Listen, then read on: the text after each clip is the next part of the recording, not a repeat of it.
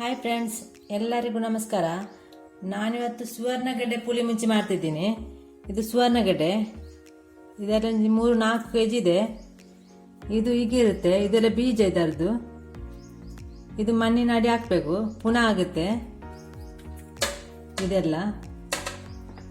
ಈ ಸುವರ್ಣಗಡ್ಡೆಯನ್ನು ಇಷ್ಟು ಮಾತ್ರ ಕಟ್ ಮಾಡಲಿಕ್ಕೆ, ಇಷ್ಟು ಹೀಗೆ. ಇದು ಬೀಜ, ಇದು ಮಣ್ಣಿನ ಅಡಿ ಹಾಕಿದರೆ ಪುನಃ ಆಗುತ್ತೆ. ಇದನ್ನೀಗ ತೆಗಿತಾ ಇದ್ದೀನಿ, ಬೇರೆ ಒಂದು ತೋರಿಸ್ತಾ ಇದ್ದೀನಿ. ಇದು ಸುವರ್ಣಗಡ್ಡೆನೇ ಒಂದು. ಇದನ್ನು ನಾನು ಸುಕ್ಕ ಮಾಡಿದ್ದೀನಿ ಮೊನ್ನೆ. ಇಷ್ಟು ಉಳಿದಿದೆ. ಇದನ್ನೀಗ ಪುಳಿ ಮುಂಚಿ ಮಾಡ್ತಿದ್ದೀನಿ.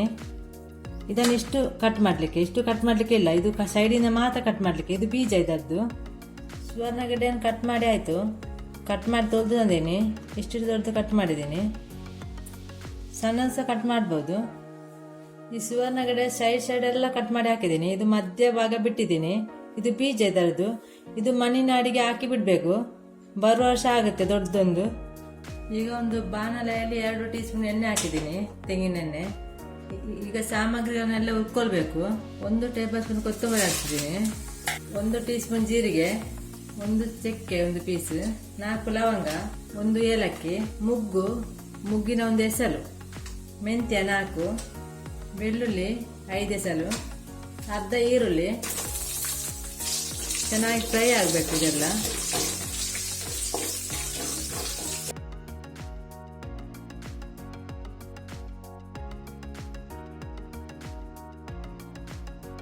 ಈರುಳ್ಳಿ ಫ್ರೈ ಆಯಿತು, ಇಷ್ಟು ಸಾಕು. ಈಗ ಕೆಂಪು ಮೆಣಸು ಹಾಕ್ತಿದ್ದೀನಿ, 15 ಇದೆ. ಇದು ಸಹ ಸ್ವಲ್ಪ ಫ್ರೈ ಆಗಬೇಕು.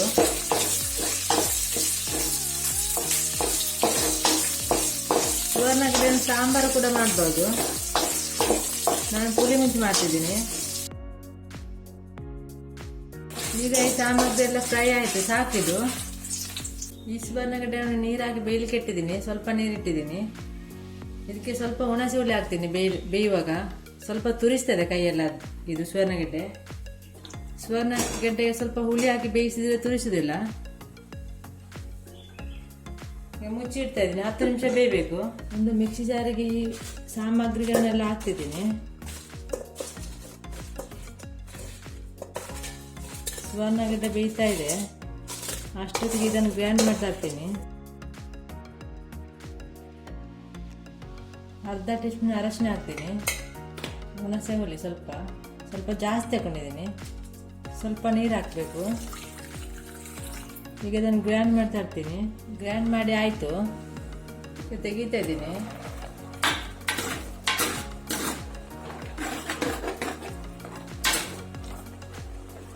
ಬೇಯ್ತಾ ಬಂತು. ಈಗ ಉಪ್ಪು ಹಾಕು. ಇದಕ್ಕೆ ರುಚಿಗೆ ತಕ್ಕಷ್ಟು ಉಪ್ಪು ಹಾಕಿದ್ರೆ ಸಾಕು. 1 ಈರುಳ್ಳಿ ಒಟ್ಟಿಗೆ 1 ತಗೊಂಡಿದ್ದೀನಿ. ಇದರಲ್ಲಿ ಅರ್ಧ ಇದೆ. ಈಗ ಅರ್ಧ ಗ್ರೈಂಡ್ ಮಾಡ್ಲಿಕ್ಕೆ ಹಾಕಿದ್ದೀನಿ. 1 ಟೊಮೆಟೊ ಚೆನ್ನಾಗಿ ಮಿಕ್ಸ್ ಮಾಡಬೇಕು. ಒಂದು 2 ನಿಮಿಷ ಬೇಯಬೇಕು. ಮುಚ್ಚಿಡ್ತಾ ಇದ್ದೀನಿ, ತೆಗಿತಾ ಇದ್ದೀನಿ.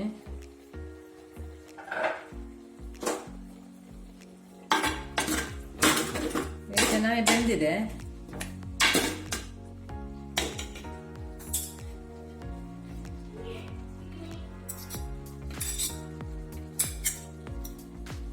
ಚೆನ್ನಾಗಿ. ಈಗ ಗ್ರೈಂಡ್ ಮಾಡಿದ ಮಸಾಲನ ಹಾಕ್ತಿದ್ದೀನಿ.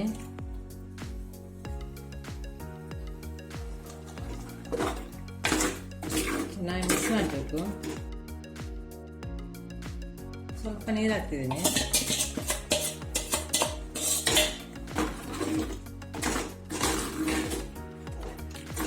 ಜಾಸ್ತಿ ನೀರು ಮಾಡಬಾರ್ದು, ಸ್ವಲ್ಪ ಗಸಿ ಟೈಪ್ ಇರಬೇಕು.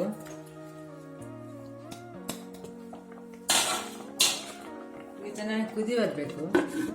ತೆಗಿತಾ ಇದ್ದೀನಿ. ಈಗ ಚೆನ್ನಾಗಿ ಕುದಿ ಬಂದಿದೆ.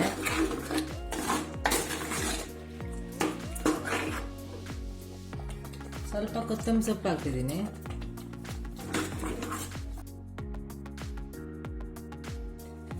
ಇದಾಗಿದೆ, ಇದನ್ನು ತೆಗಿತಾ ಇದ್ದೀನಿ. ಇದಕ್ಕೆ ಒಗ್ಗರಣೆ ಕೊಡಲಿಕ್ಕೆ ಇದೆ. ಒಂದು ಬಾಣಲೆಯಲ್ಲಿ ಎಣ್ಣೆ ಇಟ್ಟಿದ್ದೀನಿ. ಅರ್ಧ ಟೀ ಸ್ಪೂನ್ ಸಾಸಿವೆ ಹಾಕ್ತಿದ್ದೀನಿ. ಸಾಸಿವೆ ಚೆನ್ನಾಗಿ ಸಿಡಿಬೇಕು. ಈಗ ಬೆಳ್ಳುಳ್ಳಿ ಹಾಕ್ತಿದ್ದೀನಿ, 6 ಪೀಸ್ ತಗೊಂಡಿದ್ದೀನಿ. ಕರಿಬೇವಿನ ಸೊಪ್ಪು ಸ್ವಲ್ಪ ಇಂಗು ಹುಡಿ ಹಾಕಬೇಕು.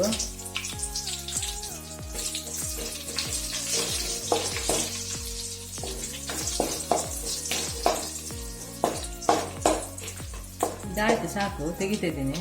ಒಗ್ಗರಣೆನ ಹಾಕ್ತಿದ್ದೀನಿ. ಚೆನ್ನಾಗಿ ಮಿಕ್ಸ್ ಮಾಡಬೇಕು.